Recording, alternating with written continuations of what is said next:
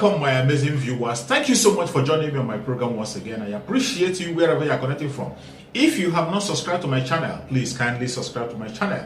Click the notification bell so that you'll be notified each time I upload a video. You will be among the first to receive it. Thank you so much and remain blessed.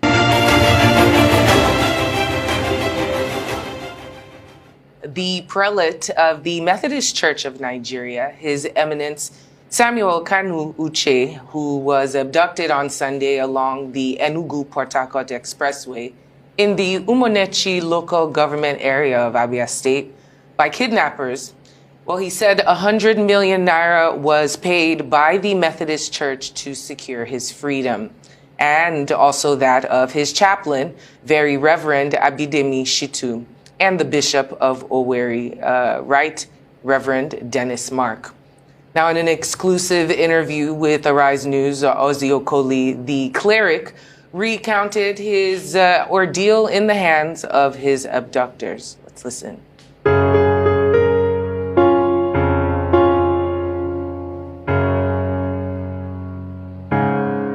What took me to lunch? I went for my apostolic duty as the head of Methodist Church in Nigeria. I went for my apostolic duty to induct the national officers of the Boys Brigade, which we call Association of Methodist Brigades. That took me to Nochi. I conducted the service, I did the induction, the dedication, preached the word of God, and was rushing towards Owerri Airport to catch up with my flight back to Lagos, because I had an assignment to carry out yesterday. So as we were rushing, we just ascended the hill from Ndawaishoch, and we're trying to descend to Leru in Umucheze, all in Abia State.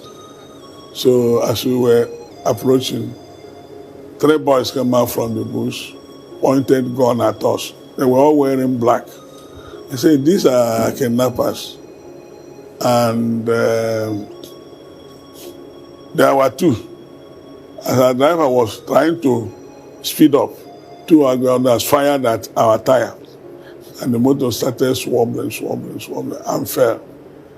There were other people who came from the back. They positioned themselves 3, 2. 8 of them. The leader said, yes, we are running into our hands. He introduced himself. He said, I'm the Commander General of the Forest. He said, I'm Commander General of the Forest from Lokpa. He mentioned the names accurately to Isochi, to Ihube, to Isukwato. I'm the Commander General of this area. So any kidnapping case, I am responsible. I command the people. These are my boys. And they said to me, just cooperate. We are not robbers. We kidnap for ransom. If you're able to pay us what we agree with you, we'll set you free. But if you don't cooperate and pay us, you just follow us. We go to a gully. We show you where there are decomposing bodies. And when we kill, we first cut off the head and throw head and the trunk of the body inside the gully. Very big gully.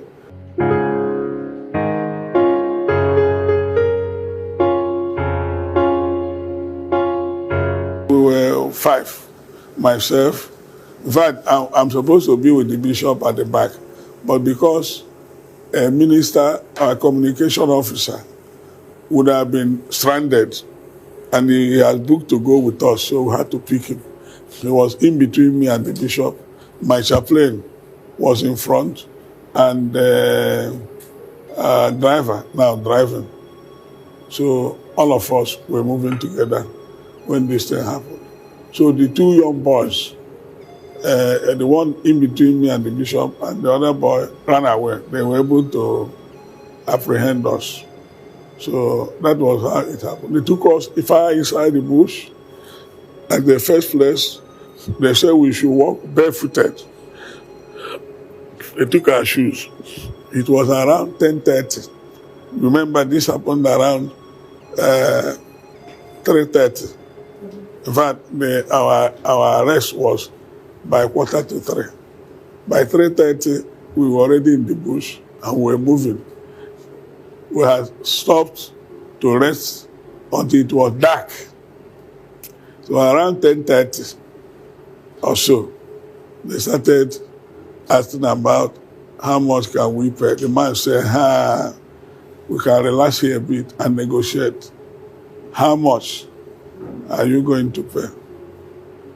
I said 10 million. He said, you are joking. You are joking. And they said, okay, you continue, you talk the truth. When we kill you, you know how you are going to pay. So we went to some other place. Exactly 1 hour. 11:30, they said, now, the final negotiation, or we kill you here. Nobody will know. So I said, he said, 300, 150, 150. I said, no, 150 is humongous. Nobody can afford 150 in Nigeria now. He said, how much can you pay? I said, let us beg our people to raise 50 million. It was then, when I say 50, they raised their knife and told my bishop of Owerri, Dennis Mark, to lie down. That when they caught him now, and the blood spills to my cloth and soils my cloth, I'll be looking at the blood and remember that I was joking with them. They raised their knife. And there's that type of, I lived in the north, that type of knife, they don't cut anybody's neck twice, just once. Sure. So I said, no, don't kill him. What are you saying? He said, the only thing, the least money you can pay us, we will accept is 100 million. 100 million, this time said, that is what you must pay. We are not joking. We are sharing it among ourselves, 8 of us, and we have other people. But he didn't go into details. He said, we have many people that we share this money. And that they have grades. Some people, some of the boys I see here may get only 200, some may get, there are people outside there who will get in millions. And I understood that they have sponsors. Normally they have sponsors. So they said, he called somebody, their leader. That leader said he was a Fulani from Sudan. That about 5 of them were Fulanis from Sudan. About 2 of them there were from Mali. And one of them was from Songhai. So the Sudan, Mali, Songhai. But that they have lived in Nigeria for many, many years. So then I told to my bishop, I said, Nigeria. He said, Igbo. It will no Maya. As to emekwele nonsense eba. It will no Maya. Babo na feed no Maya. And now I be eba na agbamuzuku. You mean he was talking, the leader. The leader said all that in Igbo. Yes. And I shouldn't speak it. He had told Maya, he lived in Maya with the parent that the father was a car dealer. A cow dealer, cow. The herdsman. But unfortunately, the mother and the father died, leaving him and the siblings. And that he is the one fending for the siblings. So that we must pay that money. If we don't pay it, if we allow him to take matches, that what he's smoking here is ordinary cigar. Can I see it? I say yes. He has another dangerous one. Once he lights it and smoke, that he will not understand whether I'm an old man or I say, please don't smoke that one. He called the name. I don't know the name. Say, if I smoke it now, my eye will turn red. And I can do anything against you. I said, please. They told me, I'm your father now. They told me, I said, father, what? Old man, you're my father. I respect your old age, but don't talk nonsense. I said, yes, sir. So that was how the whole thing happened. Until we walked to, remember, it was started by 3:30. We walked till 1 a.m. 1 a.m. 3:30 to 1 a.m. Check. Go around. So we have walked for many, many hours, and we're already tired. So that time he said, we will soon reach a place where we will finally settle. But he said, meanwhile, they should return my shoe to me, my pair of shoes, to the bishop, that my boy should walk barefooted. I said, I want to kill the boy, my chaplain. He should have his own shoe, pair of shoes. Then they gave him. So we moved. We went to a place, crossed the Leiru Lomara Road. We crossed towards Ibi, towards Ihube. Well, I know the terrain. I didn't tell them I knew the terrain. So when we arrived there, somewhere, there is a gully, stinking, as if, I don't know, only God knows what they put there. But they told us that anybody that didn't cooperate, that wanted to waste their time in paying ransom, they will cut off the head and dump him and body inside that place. It's a massive, massive gully. So we sat near that place. We relaxed a bit. We spent we stayed there up to 2 a.m.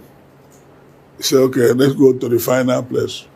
We crossed another road, Old Ihube Road. We crossed the one from there. We went to the bush. We crossed Old Ihube Road again. Went near Ibi.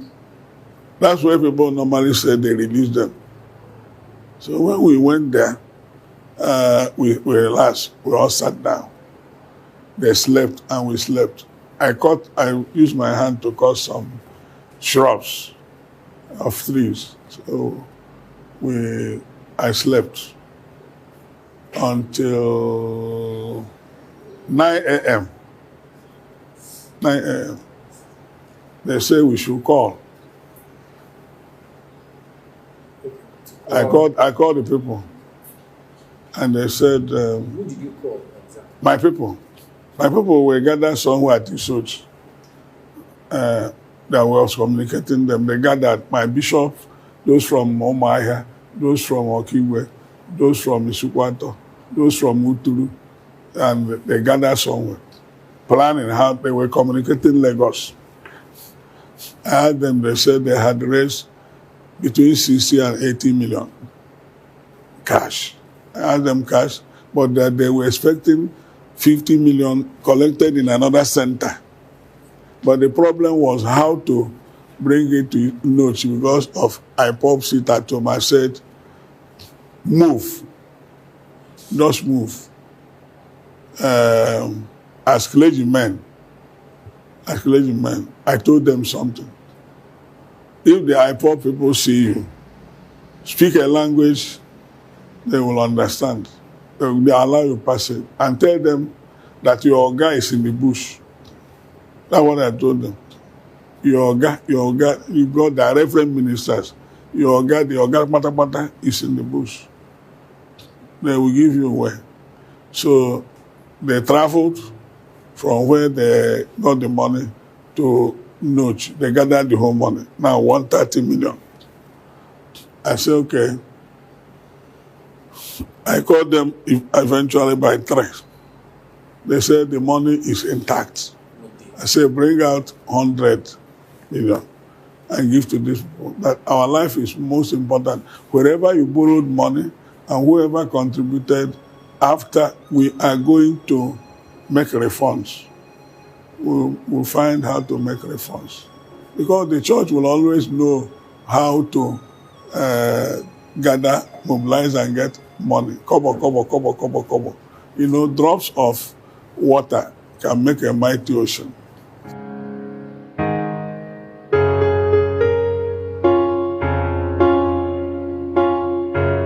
My injury, you know, it was dark. And they were telling me, they pushed me and said, move fast. I didn't know there was a tree. And by then, my eyeglass had broken, the other one. So what I had was, what? This place, on a tree.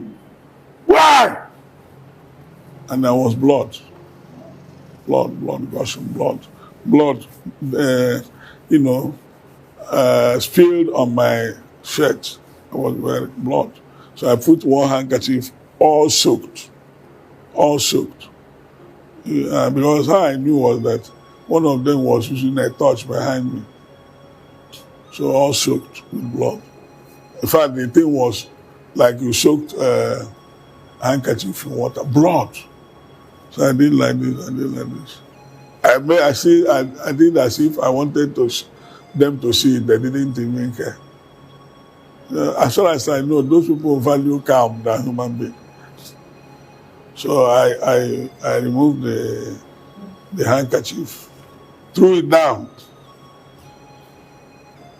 One of them picked it and put it on the side of my coat.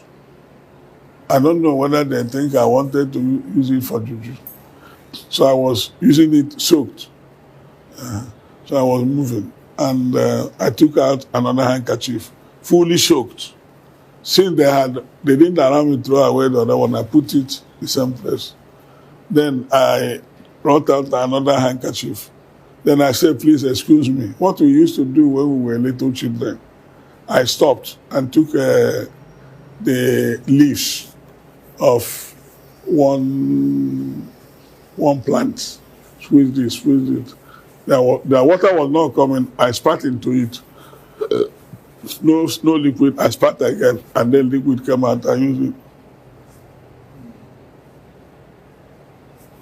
Miraculously, the blood, the bleeding stopped, but there was serious pain. Then I said, It was my reverend and the bishop that said, sorry, sir. They didn't even care.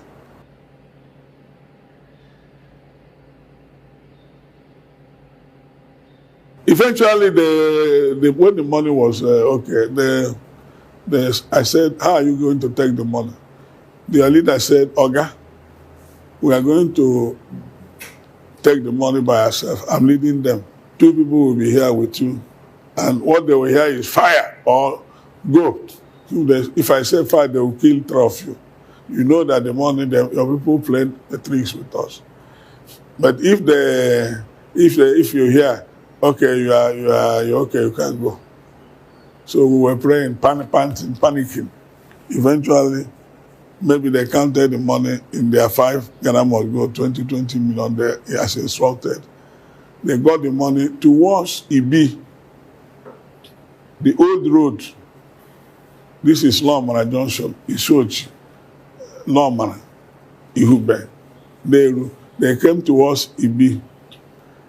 My people said, within a short while, 3 motorcycles arrived and were packing the money, tying them. One tied 2, one tied 1, one tied 2. And a truck came without number. And they put in the money. So they are well coordinated. So it's a network. They have a network. They carried it and zoomed off. So the man left with them. The people left with them and told the other boys to release us. So when they said we are free, I said, free where? Where are we going to? They said, let's show you the road. So they walked a little and showed us the road I was conversant with as a small child. And I knew it was our road to my village. You are from Ihube? I'm from Ihube, in Imo State. You know, when there was this creation of states, Okigwe division agreed that they will not all go into Imo or Abia. It was an agreement. Part of us should go to Abia and get our share. Part of us should go to Imo and get our share. All comes to Okigwe. That's what we have done. So Umunochi, Isugwato went with Abia. Ihube, on Imo, went with Imo. It was an agreement by our political elites. So that's why you are confused if you come there. You may not know the difference between Imo and Abia. It was an agreement during the creation of states.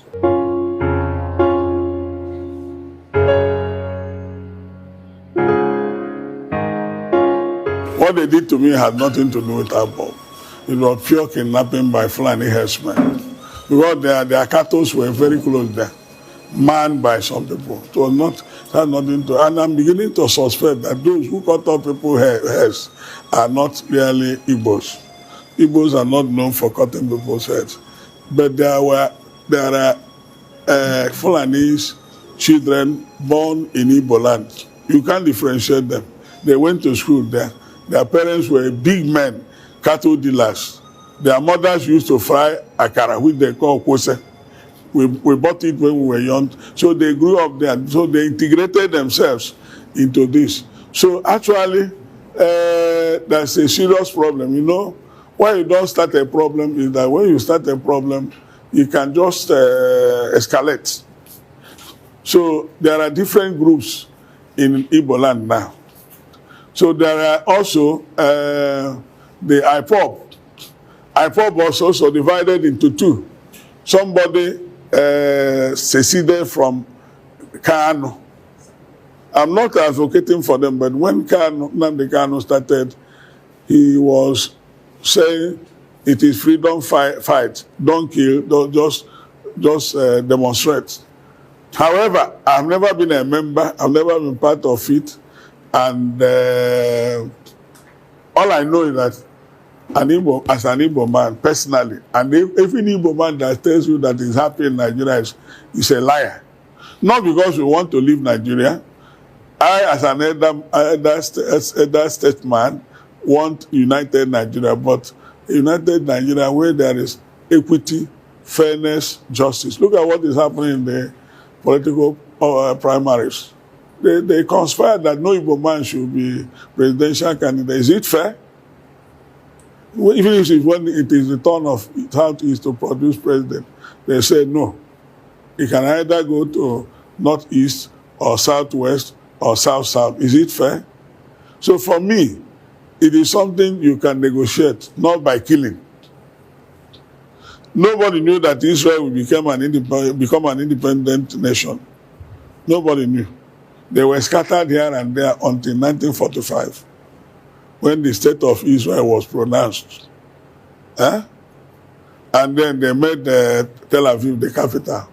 But Netanyahu returned it to Jerusalem, supported by the Trump administration. You know history.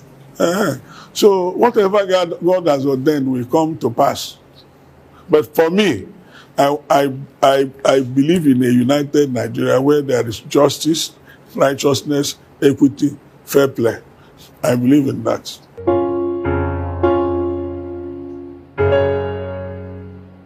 What we are looking for, a nationalist.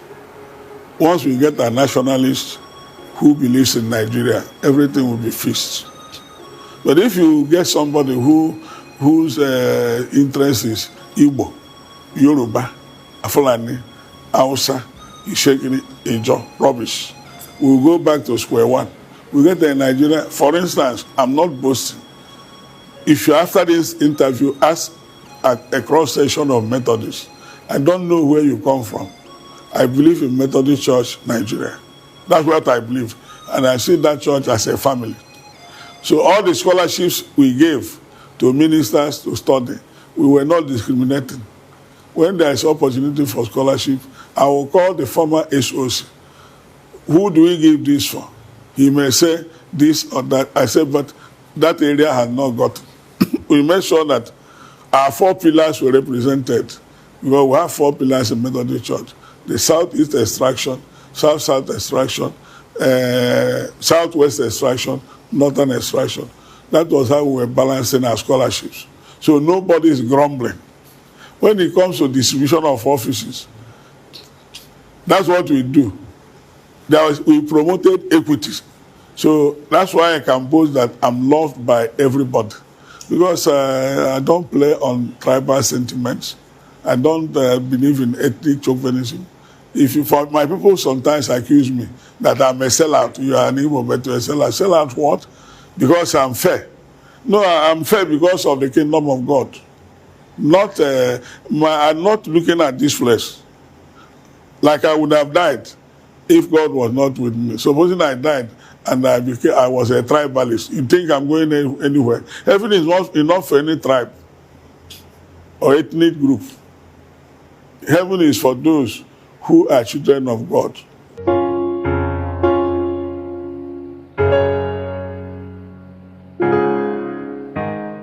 I don't blame any government too, but I blame the leadership in government.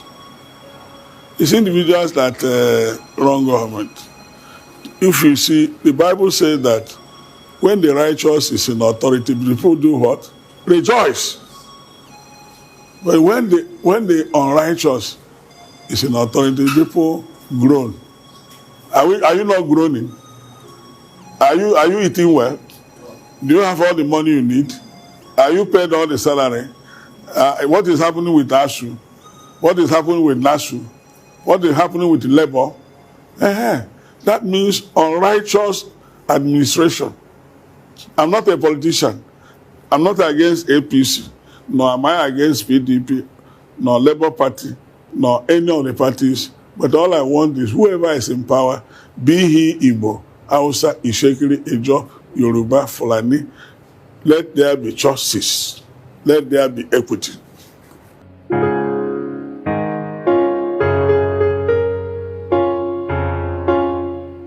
You know, when they told us to look head down like this, they were analyzing my passport. My passport. They were analyzing it. And they didn't take the visas.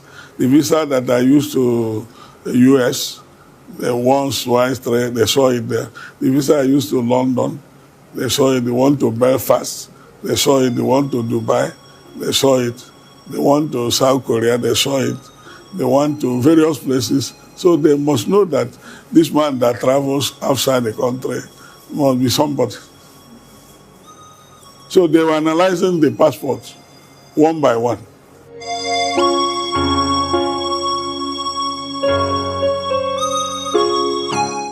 They took my wedding ring I bought when I went to Israel.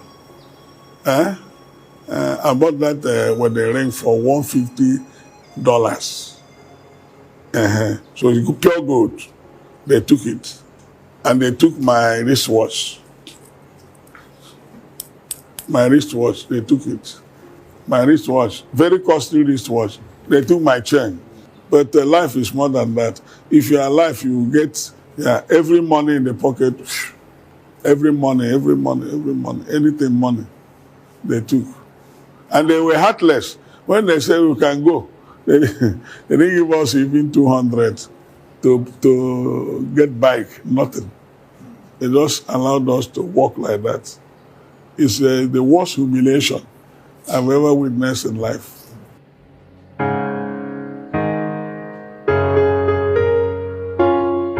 Some of them are very stark illiterates.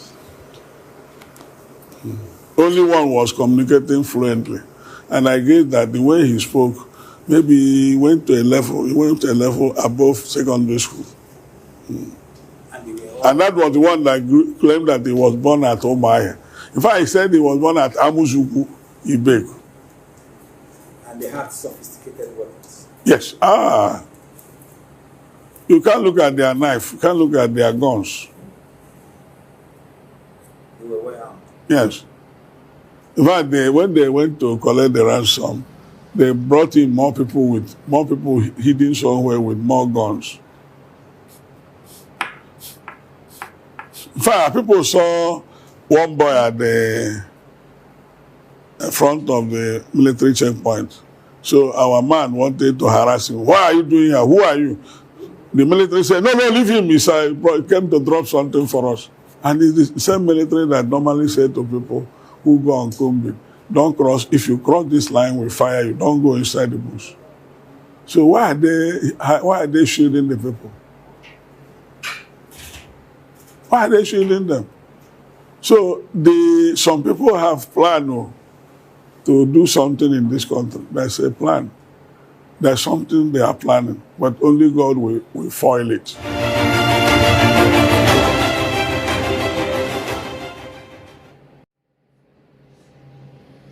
Thank you so much for your patience to watch from the beginning to the end. I hope you have learned something from the video you have just watched. The video you have just watched is to bring information to your doorstep and for educational purpose. It is not to demonize anybody. Let us watch continuously and see who can be able to make a sense out of every nonsense we are seeing. We must continue. We move. It doesn't matter what they do. It doesn't matter what they say. They will kill us. We will kill them. At the end of the day, Biafra is here. Thank you for watching. If you have not subscribed to the channel, please kindly subscribe to the channel. Click the notification bell so that you're notified each time I upload a video. You will be among the first to receive it. Thank you and remain blessed. Bye-bye. See you again.